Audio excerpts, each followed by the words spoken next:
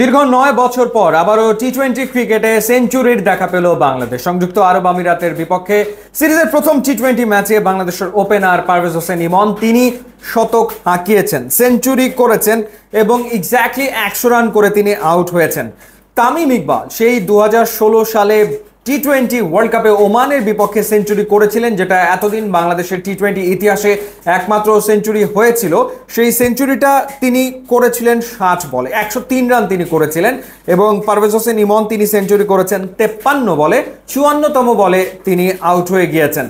তবে তামিম ইকবালের সর্বোচ্চ রানের ইনিংস সেটা তিনি টপকাতে না পারলেও ছক্কা মারার একটা রেকর্ড পারভেজ হোসেন ইমন গড়ে ফেলেছেন। এতদিন টি-20তে এক ইনিংসে সর্বোচ্চ ছক্কা মারার রেকর্ডটা ছিল রিশাদ হোসেনের। তিনি গত বছর শ্রীলঙ্কার বিপক্ষে ৭টা ছক্কা হাঁকিয়েছিলেন। ইনফ্যাক্ট ওই সিরিজেই জাকের আলী অনিক ৬টা ছক্কা হাঁকিয়েছিলেন, সেই রেকর্ডটাকে ভেঙেছিলেন রিশাদ। আর এবার পারভেজ হোসেন ইমন সেই রেকর্ডটা ভেঙে দিয়েছেন।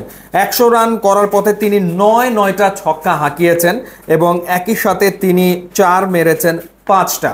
ছক্কা মারার রেকর্ড পারভেজ হোসেন ইমন গড়েছেন এবং তিনি ব্যাট করেছেন ১৮৫.১৮ গড়ে। এর আগে ৭টা টি-20 ম্যাচ খেলেছেন বাংলাদেশের জার্সিতে, মাত্র ৮৮ রান তিনি করেছিলেন। তার গড় ছিল ১২.৫৭ এবং ৫টা ছক্কা তিনি হাঁকিয়েছিলেন। অষ্টম ম্যাচে এসে ম্যাজিক ফিগারের দেখা পেয়ে গেলেন পারভেজ হোসেন ইমন, যিনি ঘরোয়া ক্রিকেটে দুর্দান্ত ফর্মে ছিলেন। বিপিএলে দারুণ খেলেছেন চিটাগংয়ের জার্সিতে, এছাড়া ঢাকা প্রিমিয়ার লিগেও তিনি ভালো খেলেছেন।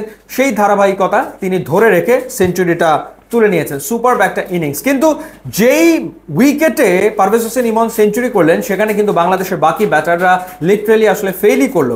যেমন তামিম করেছেন ১০ রান, তাওহিদ হৃদয় করেছেন ২০ রান, এরপর লিটন দাস ১১ রান করে আউট হয়ে গেছেন। মানে পারভেজ হোসেন ইমন তো ১০০ রান করলেন, দ্বিতীয় সর্বোচ্চ এসছে তাওহিদ হৃদয়ের ব্যাট থেকে, তিনি করেছেন আসলে ২০ রান। সো সেখান থেকেই বোঝা যায় যে বাকিরা কিন্তু ব্যর্থ হয়েছেন। শেখ মাহাদি রান করতে পারেননি, কিংবা জাকের আলী অনিক তিনি আসলে ভালো পারফর্ম করতে পারেননি। শামীম হোসেন পাটোয়ারির কাছ থেকে একটা ভালো ইনিংস এক্সপেক্টেড ছিল, কারণ তিনিও ফর্মে থাকা ব্যাটার, তিনিও সেটা আসলে করতে পারেননি। যার কারণে বাংলাদেশ টি-20তে তাদের সর্বোচ্চ রানটা টপকানোর সুযোগ তৈরি করলেও সেটা আসলে পারেনি। ২১৫ করেছিল বাংলাদেশ শ্রীলঙ্কার বিপক্ষে, যেটা টি-20 ক্রিকেটে বাংলাদেশের হায়েস্ট, সেটা টপকানোর সুযোগ ছিল, কিন্তু বাংলাদেশ থেমে যায় ১৯১ রানে। তারপরেও ডেফিনেটলি পারভেজ হোসেন ইমনের এই যে অর্জন সেটাকে ডেফিনেটলি অ্যাপ্রিসিয়েট তো করতেই হবে। ইয়াংস্টার, সম্ভাবনা রয়েছে, আগামী দিনে নিশ্চয়ই ধারাবাহিকভাবে তিনি পারফর্ম করবেন। ইউটিউব, ইনস্টাগ্রাম লিঙ্ক আছে, আপনার যোগ দিলে খুবই খুশি হব। And thanks for watching.